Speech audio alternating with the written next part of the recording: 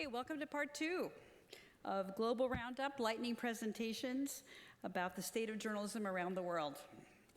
I'm Dawn Garcia. I'm the director of the John S. Knight Journalism Fellowships.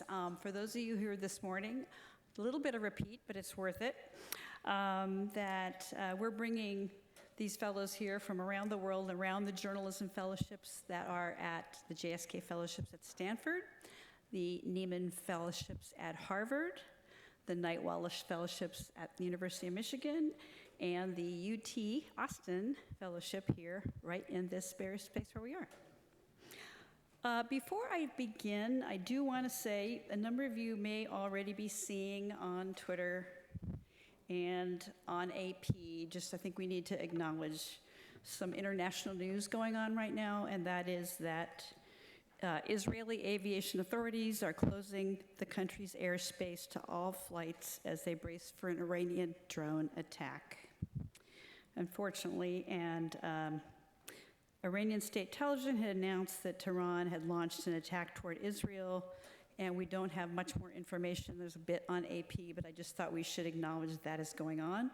Our fellow this morning, Effie from Israel, had heard the news and is getting information about what's going on there and her family. I just wanted to acknowledge her and acknowledge what's going on in the news today. I want to say just a bit about the JSK Fellowships program, and then I'm going to introduce these folks. So our program brings 15 to 20 journalists from around the world to spend 9 months at Stanford University.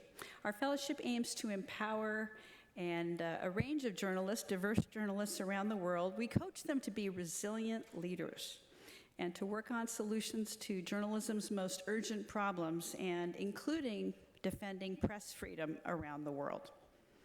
More than 1,000 journalists have been fellows in our country, in our program, from more than 80 countries, including me. And in the room here today, we have alumni of other fellowship programs, including Lynette Clemenson. Hi, Lynette, from the Michigan Fellowships, the Knight-Wallace Fellowships, and our own Rosenthal, who was a Nieman Fellow back in the day. Yay! So today I have the privilege to be on the stage with 4 great accomplished journalists, which joined the 4 that were here in this room this morning. And these folks are pioneering, courageous journalists who are here to tell you about the state of journalism in their countries. The urgent issues facing journalists around the globe are multiplying. We live in a world where journalists and independent media are facing increasing challenges from authoritarian regimes, polarization, misinformation, and financial pressures to sustainability. And this includes physical dangers, and as we've just heard this news, the wars in Gaza and Ukraine are not helping this situation. CPJ, the Committee to Protect Journalists, has documented 320 journalists behind bars around the world as of last year, and a number of journalists who were killed in places outside of Israel-Gaza war as well. And one thing I just wanted to mention, which is not always known as well, is tragically, many journalists, too many journalists, have been killed around the world, and they have been killed in the United States as well. Since CPJ began documenting the killing of journalists in 1992, it's not just a couple, it's 15 journalists and media workers have been killed in the U.S. in connection with their work.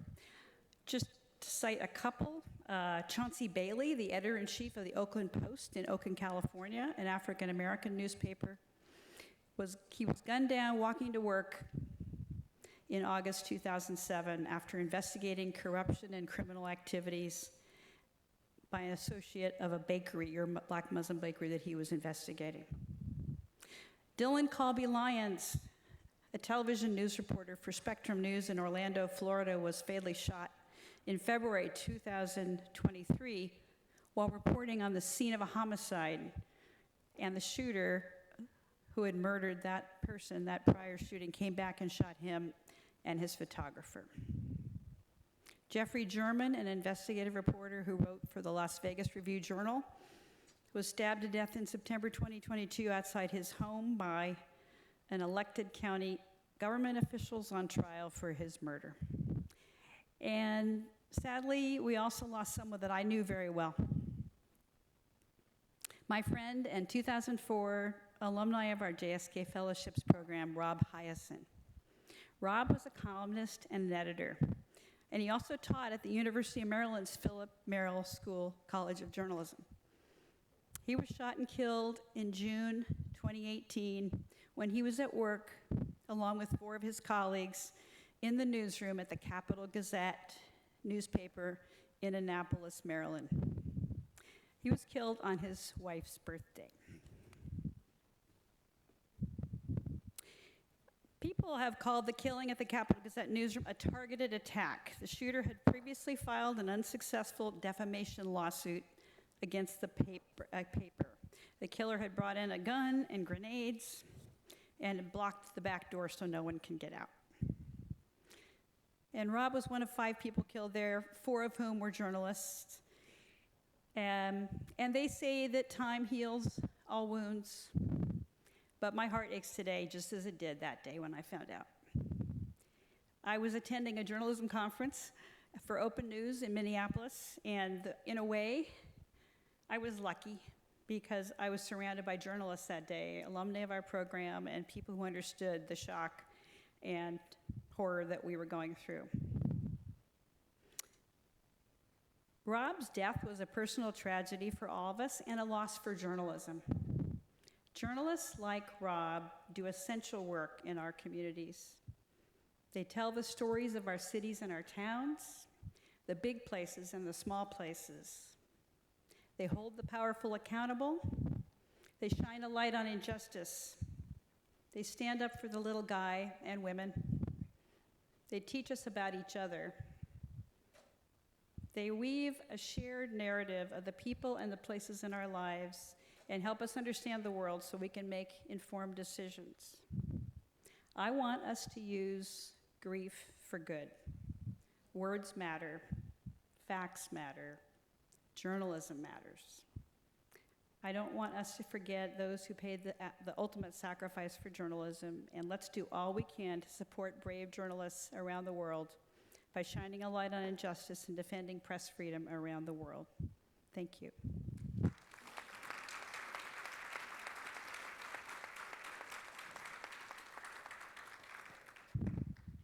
Okay, we're going to go to our great journalist here today. The first person is Pavla Holcová. And Pavla is an investigative journalist and founder of investigace.cz from Czechia and a JSK Stanford fellow with us this year. Pavla.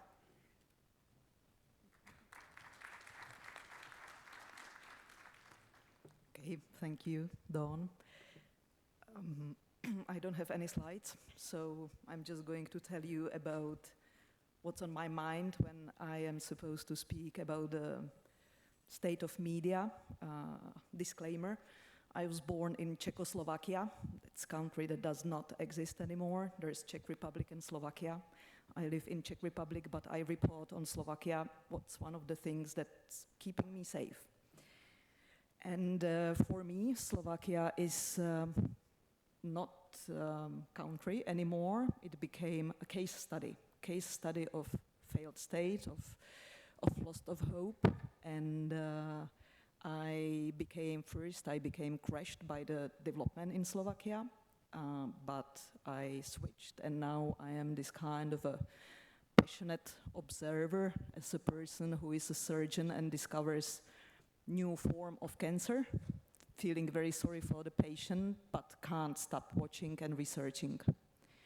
It all started in 2017 when a very powerful Slovak businessman who was close to the government kind of hired assassins for hire, sent them and killed my friend and colleague Jan Kuciak at his home together with his fiancée.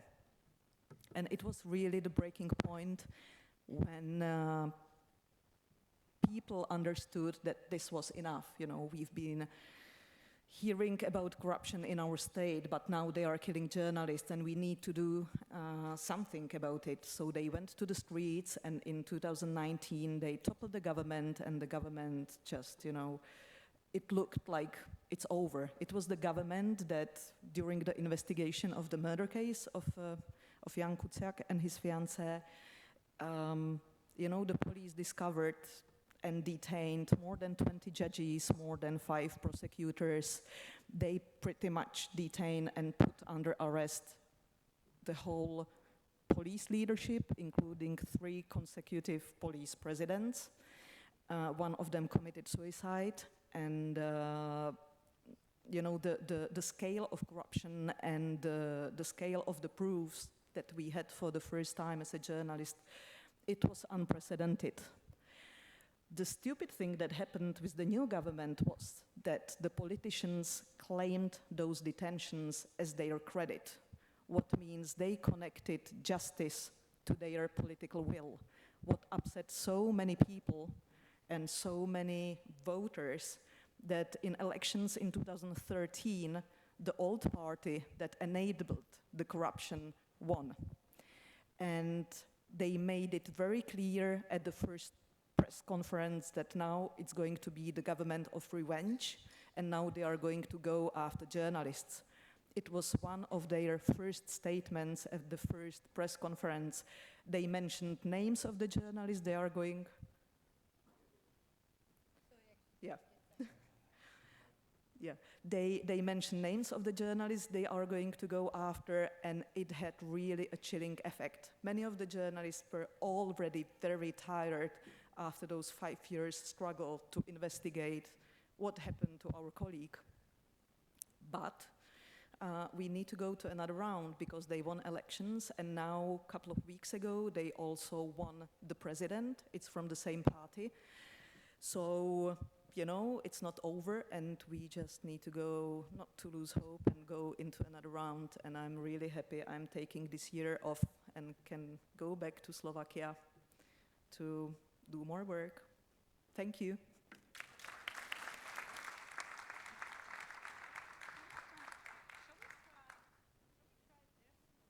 Is it okay? Usually this one you get close. Hello? It's good? Thank you for having me.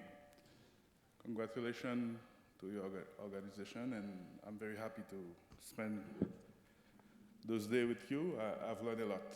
Thank you for that. I've wrote something, but I decided to not go through it and to just tell you my story, my journey, the state of journalism in Haiti, sharing with you the experience of being in exile, the experience of dealing with traumas, and how what I call angel coming around, me and my wife, to help me go through, and my decision 2 months after that horrific days of my life, I've decided to go back to my work, to write again, to do my morning show again, and to not let the killers silence my voice.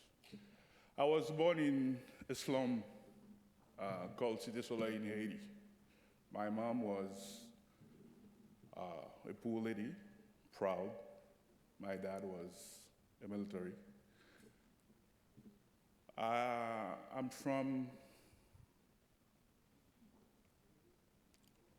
a community where everybody has come together to raise us. We have learned the meaning of solidarity. We have learned the fact that to raise a kid, it needs a village, it needs a community. And by enduring that experience, early in my life, my conscience has been forged. I was the witness of inequality, poverty, and in 1991, I was witness how brutal military repression was. how they gunned down civilians, how they gunned down kids. And from now, I've decided to become a journalist, but I didn't know how I will become a journalist. But later in my life, I've become a journalist, and I'm the head of Le Nouvelliste, the national news of Le Nouvelliste. Le Nouvelliste is a daily news in Haiti, the largest one, the oldest one, also, and I'm also the co-host of a morning show. As a journalist, I've covered politics, environment, economical issues, and I was craved to give a voice to those who were voiceless. And I think to be a useful journalist, it was a duty for me to operate that way. And for decades, because of my investigation against corruption, against misuse of public money, I make myself a lot of enemies. I've received threats, but I knew one day they will come after me. But that did not stop me doing my job. As a result of my work, public outrage, and huge demonstration in Haiti in 2018 and 2019, the audit court investigated those who were involved in misuse of public money. They call that dossier Petro-Caribe. Some of those people have been named, and they wait their day in court. I've been threatened, as I told you earlier, and in October 25 to 2022, I was ambushed while I was driving my car to my morning show. I was ambushed by a pickup and two gunmen, one of them with M16, opened fire on me. And I don't know if I can share the image of my car. That's my car. I don't know how I survived, but I was badly wounded. I received plenty of bullets over my body, and my right forearm was, blasted. And from somewhere, less than 2 minutes after the shooting, a woman came to help me. She made me a tourniquet. I don't know why I drove my car to the hospital. I've been through 2 surgeries, and after 8 days at the hospital, I didn't have the chance to go back home to see my dogs. My wife, Natalie, had to pack a bag, and we fled the country. And we are currently living in exile. And exile is one of the atrocious conditions a human being can experience. When they remove you from your country, from your community, when they remove your roots, where you belong to, it's a very violent situation. Nevertheless, I consider I was lucky because in 2022, 6 Haitian journalists have been assassinated. And those are some of them. On the left, those 2 young fellows, Tyson and Lartig, went to work in Cité Soleil. They were killed, and the gangs took their body, and their family did have at least the right to have a service to bury them in dignity. And those 3 others, the gentleman who wore the red shirt was a photographer. Vladimir Le Gagneur was his name. He went to do his job, and he went missing. They didn't even found his body. So I think you understand what I mean when I say even if I was badly wounded, that I was lucky.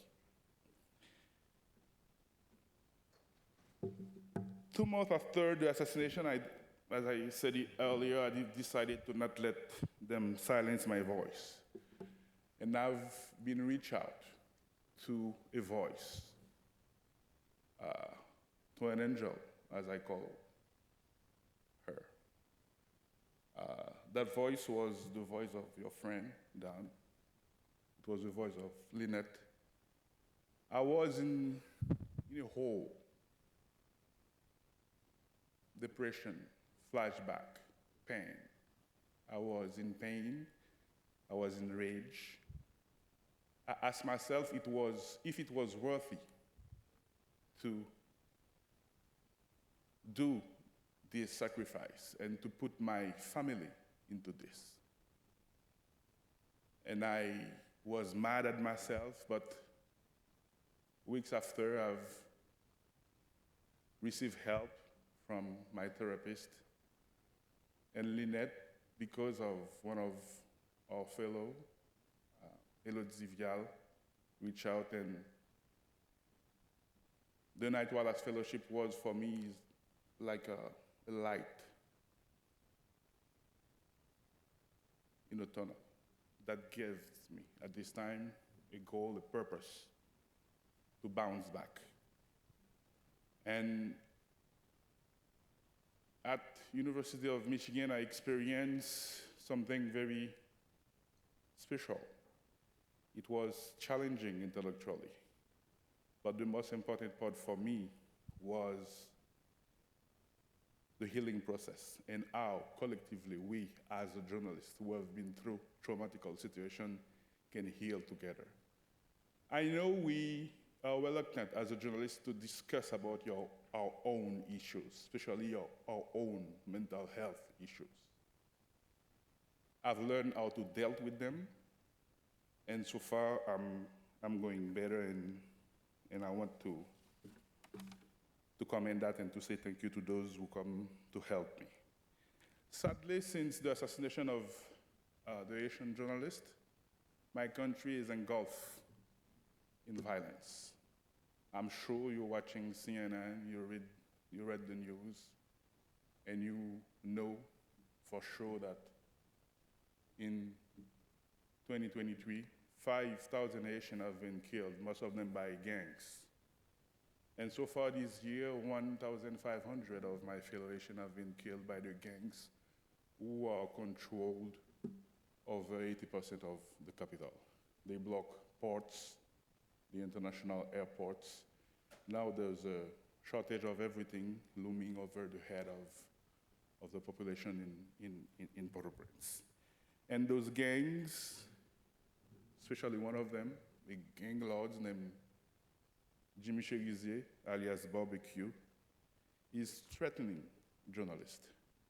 And because my fellow Haitian journalists are living the same fate of my fellow Haitian in general, they have in some cases to move, to flee their neighborhood and to try to make a living, sometimes in people places. Currently, the news outlets are facing a very tough time because after 5 years of recession, our economy has collapsed. And I've been reached out last week by my boss saying we will have to cut half your salary because there's no business, there's no advertisement. So for my fellow Haitian journalists, it's struggling. Just have in mind that for a journalist who earns less than $400, how he can make a living in that situation.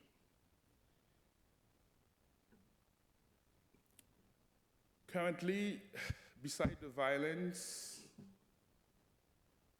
there is a lack of hope, and that was and that is one of the main concerns I have. That's why I've decided to be a voice, to engage in advocacy to protect journalists, in advocacy in a large scale for human rights, because it's not acceptable to be a silent witness, thank you, while women have been raped, children have been starving, and while there is no solution. Yesterday, the government published a decree to create a new council. President Biden approved $60 million for the multinational force to support Haitian forces, but it's just pledge, it's just word. There's a need of urgency. Each day, their waste means more people will end up dead, much more suffering. And my dream is to see one day children running, laughing again, instead of crying, instead of starving. So currently there is 0 elected official in Haiti. In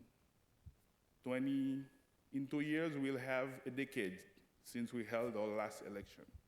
So democracy in my home country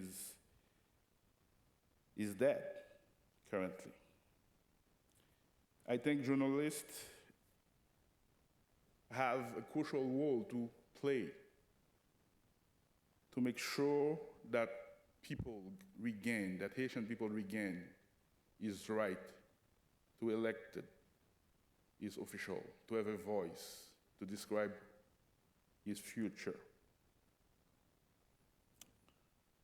But we need to act swiftly, strongly, to anticipate, to deal with that peril of democracy, its consequences on journalists, and on our society on a large scale.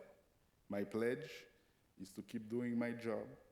Please reach out if you need any background, any contacts on Haiti. Please reach out. I plan to be a voice. I plan to advocate for protection for Haitian journalists. I plan to build up an NGO. It will take time. I plan also to be a journalist who keep doing his job. Usually I say we are useful idiots. I think I changed my mind. I think we are soldiers. We are important for democracy and for the communities and for press freedom. Thank you. Thank you so much, Roberson. Okay, next we have Yana Lyushnevskaya from Ukraine. Thank you so much. It's a pleasure to be here. I'm very grateful to the ISOJ for a great event. I am spending this year as a Nieman Fellow at Harvard. Before arriving in Cambridge, I spent over 11 years with the BBC in Ukraine. I work for a department called BBC Monitoring. Our job is to track and analyze media around the world. And since Russia invaded Ukraine in February 2022, my focus has been on examining Ukrainian media's response to the invasion and also the changes that happened in the Ukrainian media environment in the past 2 years. And let me start by saying that even before 2022, it was never easy to do quality independent journalism in Ukraine. TV channels have long promoted the political and business interests of their wealthy owners. Independent media have long struggled financially, and political pressure was not uncommon. And then also we had a war raging in the east of the country since 2014. It was smaller in scale than what we're seeing now, but it was still very deadly, and it left a big footprint on the media. But at the same time, what set Ukraine apart from some of its neighbors, like for example Russia and Belarus, was the fact that there was pluralism in the media. There was never a situation where there would be only one opinion on TV, in the press, in the internet. So if I were to describe the state of Ukrainian media after Russia's full-scale invasion, I would use the word turbulence. Turbulence on every level imaginable. from physical safety of journalists to economic challenges facing their media, to actually challenges with media freedom, because wars inevitably come with elements of censorship and various restrictions on media operations. The most urgent issue is, of course, security. For Ukrainian journalists until 2022, becoming a war correspondent was a choice. Not anymore. Reporting on the war is no longer about going to the front line, reporting, and then coming back to your peaceful hometown. As a journalist, I could be in Kyiv, I could be in Lviv, peaceful cities far away from the actual conflict zone, but a Russian missile or a drone could explode outside my window at any moment. There are journalists who have been killed covering the war. There are journalists who have been killed in their own homes in those missile attacks on peaceful Ukrainian cities. And we have also lost journalists who have enlisted in the military and have been killed on the front lines, in their new role as soldiers defending Ukraine. And just imagine the toll it takes on journalists, on their mental health, on the work that they do. Journalists are human beings. And unlike foreign correspondents whose work we greatly appreciate, they come, but then they have the luxury of going back to their peaceful countries. We don't have that. This is our home. It is virtually impossible to disconnect. Even when you are not actually working, you're still living the reality of the war, which is why when you speak to journalists, one of the most pressing needs that they mention is mental health support. Another huge challenge that doesn't get talked about as much as it should be is staffing. We are seeing journalists leaving the workforce for a variety of war-related reasons. For example, male journalists get conscripted into the army because journalists are not exactly exempt from being recruited and drafted. Many female journalists have left the country as refugees. Many of them had little children to take care of, and they took them to safety. And many of them, have not come back to journalism, and they may not do that in the future either. And I have heard so many times that it is virtually impossible to find correspondents, editors, technical staff for your TV channel, for example. There's just not enough people on the market. And speaking about the market, economic difficulties are another major issue for independent media in particular. The advertising market collapsed badly because the economy has collapsed because of the war. And one of the few ways for independent media to survive is to rely on grants and other donor funding. How sustainable this is in the long term is a big question. We are seeing that attention to the war in Ukraine is declining, and all those wealthy international donors may have other priorities soon too, unfortunately. And last but not least, media freedom remains a challenge. Most TV channels in Ukraine are currently under total control of the presidential office. As soon as the full-scale invasion started, the leading broadcasters have united into the single newscast. So whatever TV channel you turn on, you will see the same news, the same program on all of them. The content of this newscast has been criticized by the media community, in particular for creating unrealistic expectations for Ukrainians about Ukraine's potential successes in the war. According to many journalists and media analysts, it is painting an overly optimistic picture of where this is all headed. News audiences are increasingly moving to Telegram, to social media in general, but Telegram in particular. It's the messenger app that is full of quite popular but usually anonymous news sources, channels they're called, and this is also where Russian propaganda is rampant. Ukraine has worked really hard since 2014 to limit the influence of Russian disinformation. Russian TV channels, for example, have been banned for a long time. Russian social media platforms have also been taken offline. But the Russians are kind of trying to find more subtle ways to get their message across, and usually they do that by amplifying and playing on the disagreements that already exist in Ukrainian society. And this is a big concern for the Ukrainian government and for the media community in general. And of course, I need to say that it is difficult to expect a country fighting for its survival to be a beacon of media freedom and political pluralism. After all, we're not just journalists, we're also citizens of our country. It has affected us all on a very personal level. We also have very strong views about what peace should mean, how war should end. So self-censorship could also be an issue. But I also have good news.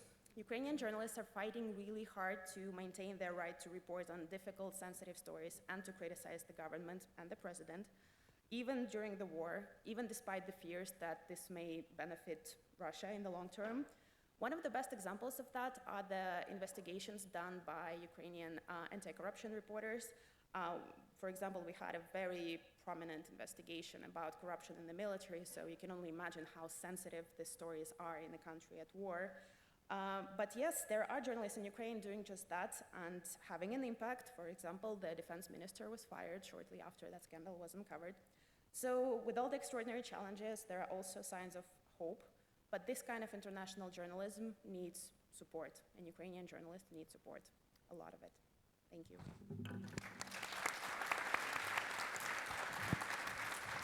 Thank you, Yana. Next, we have Hannah Ajakaiye, who is the lead at FactsMatterNG in Nigeria and a JSK fellow at Stanford. Hello, everyone. Yes, my name is Hannah Ajakaiye, as Don rightly mentioned, and I'm glad to be able to present the state of journalism in Nigeria.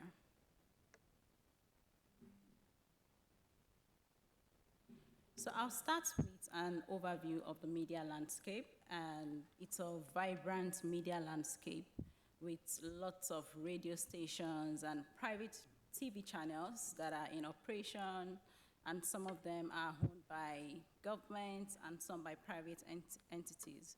And we also have the presence of international media organizations like the CNN and the BBC service that has launched services in some local languages in Nigeria.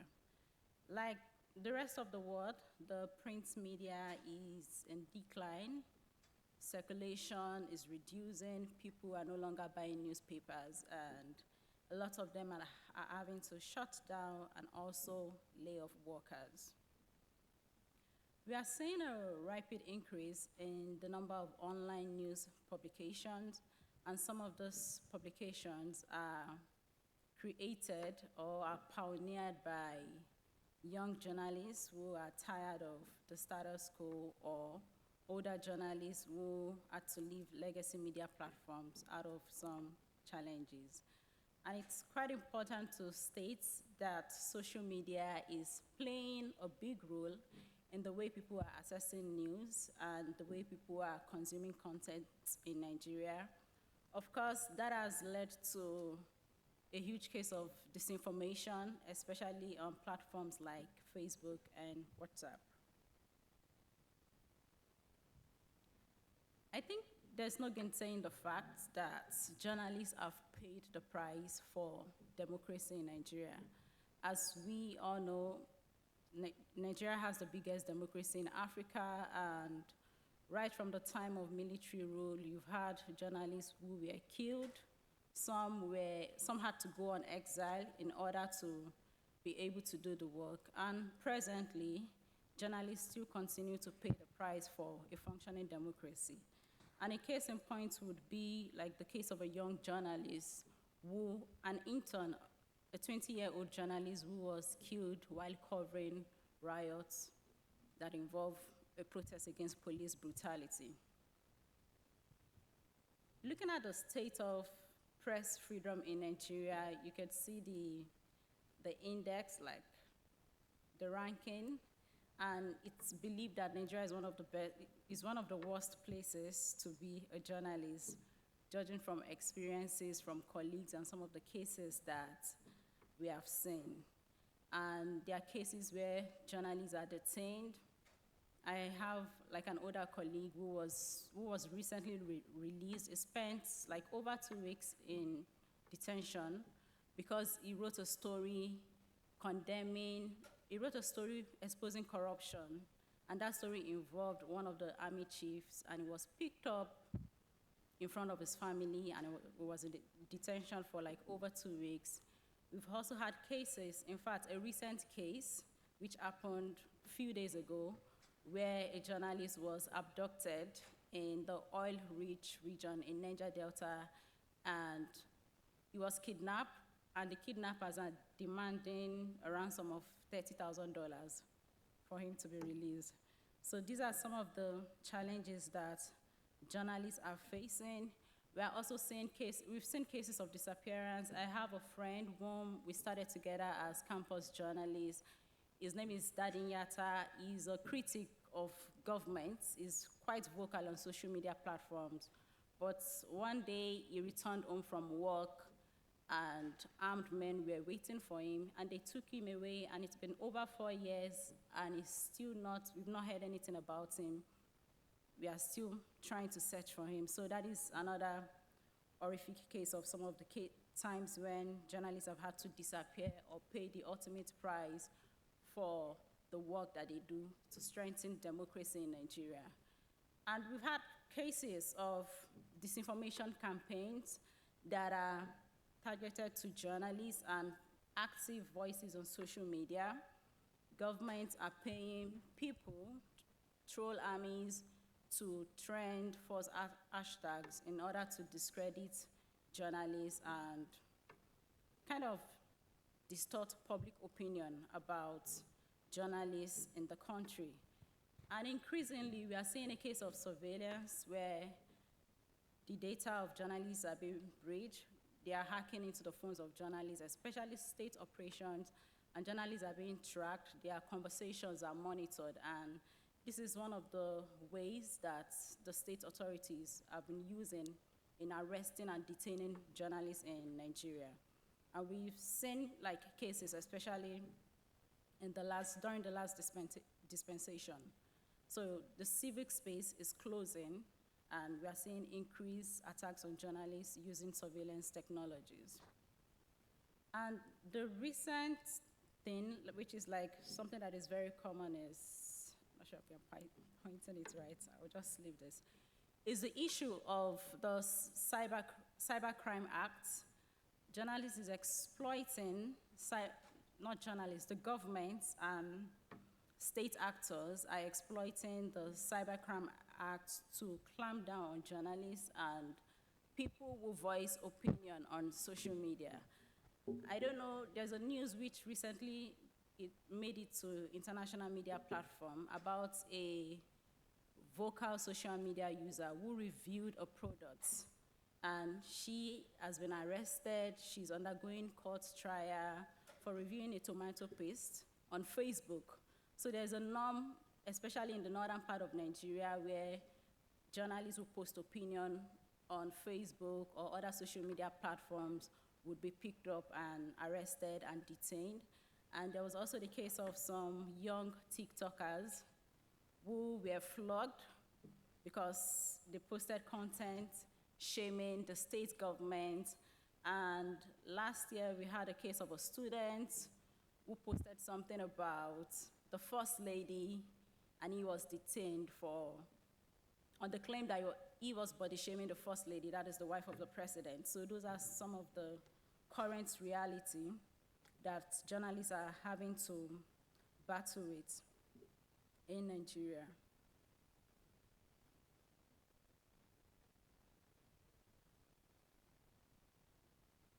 Okay, so I would not really want to talk about all the negativity.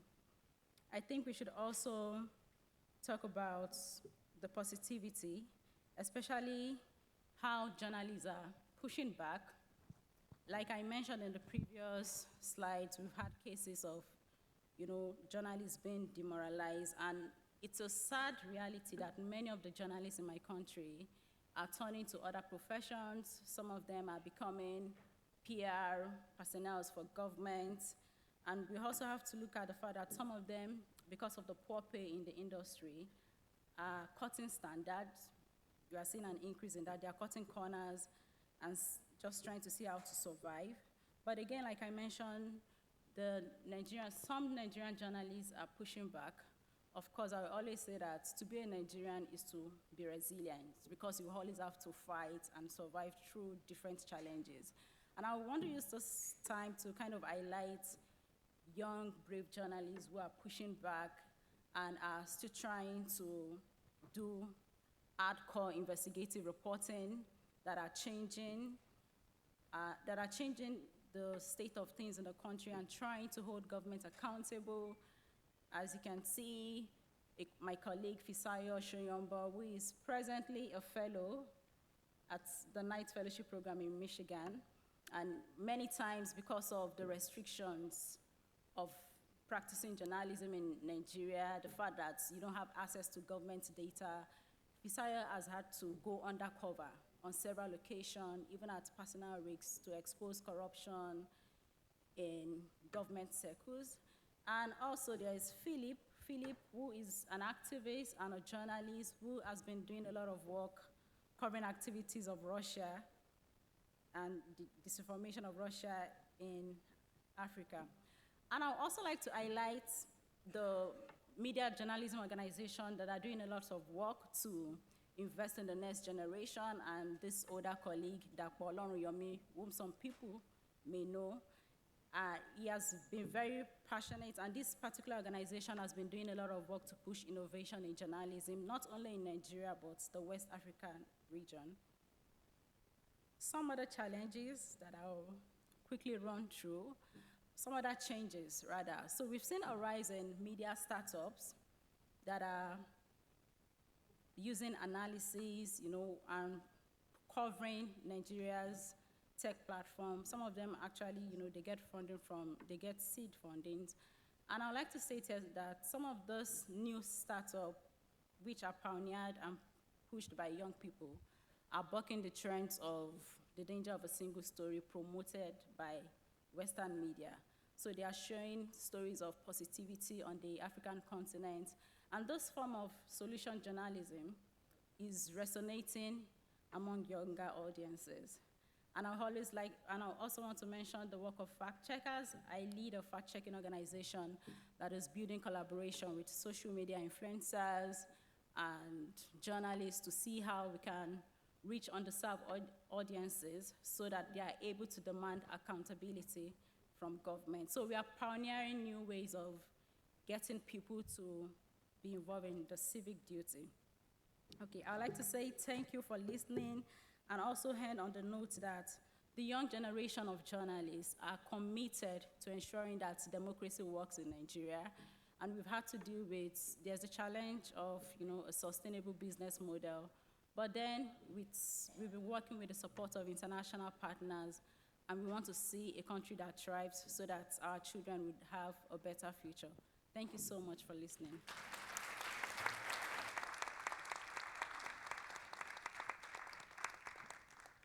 Thank you so much, Hannah. Ooh, I think we have about 5 or 10 minutes left. Okay. Do we have any questions from the audience that we want to? I think it's coming on a platter. No. So, first of all, thank you all. We're getting some questions here.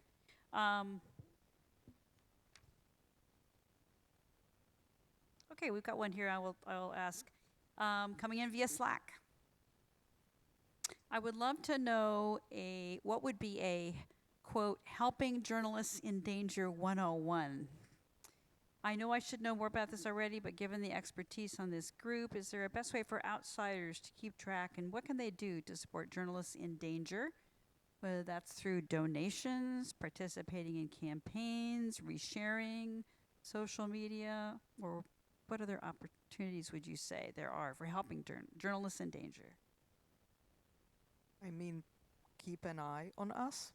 Really, it's very simple and it's very helpful, because especially if you are attacked by politics or by powerful people, it is increasing the cost for them to attack us, because they can feel that there is someone watching them, what they do. And, to kill a journalist is usually, some cost-benefit analysis, and making killing journalists more expensive by, needing to deal with a larger community is a good way how to protect journalists.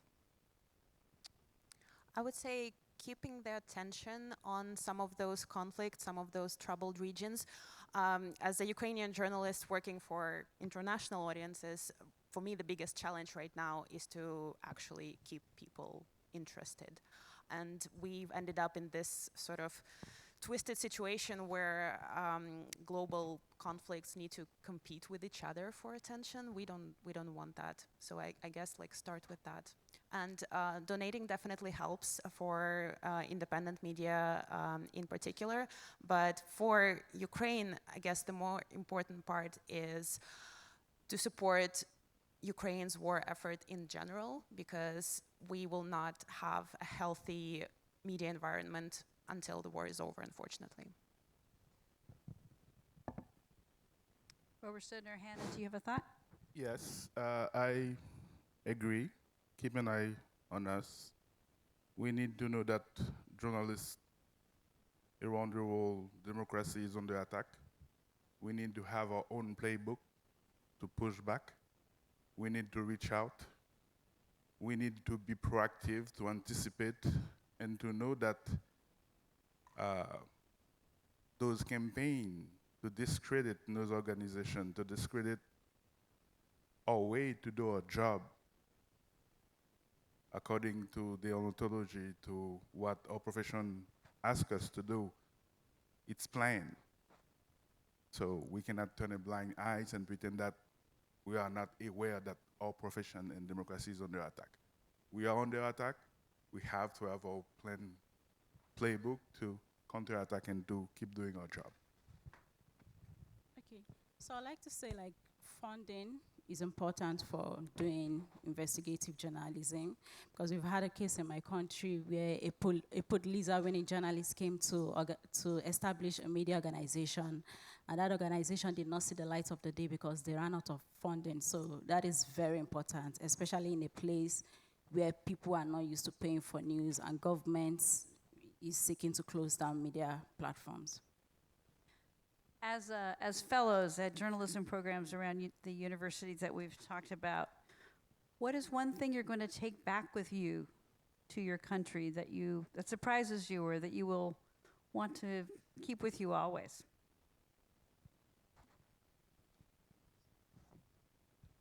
Okay, I think I'll go first. Oh, go. Yes, to me, you know, being at Stanford, I've been surprised by the culture of innovation, especially seeing what technology can do, but with engaging people with news and news products. So that is something that I want to take back, to keep innovating, to keep thinking out of the box and building the capacity of the people to consume news that give them actionable information, to demand accountability from their government.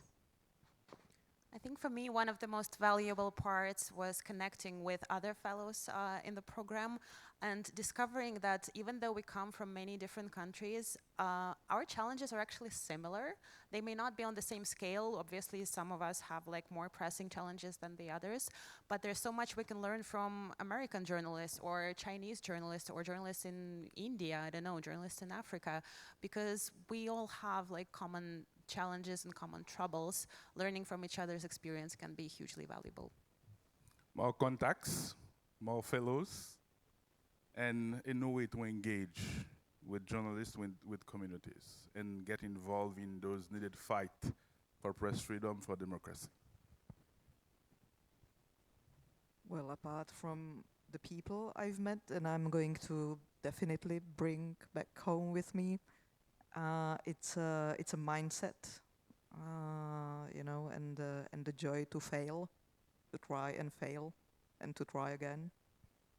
Great. Thank you so much. Let's thank our panelists, Hannah, Yana, Roberson, and Pavla. Thank you so much for listening, and go out there and keep in touch with these journalists.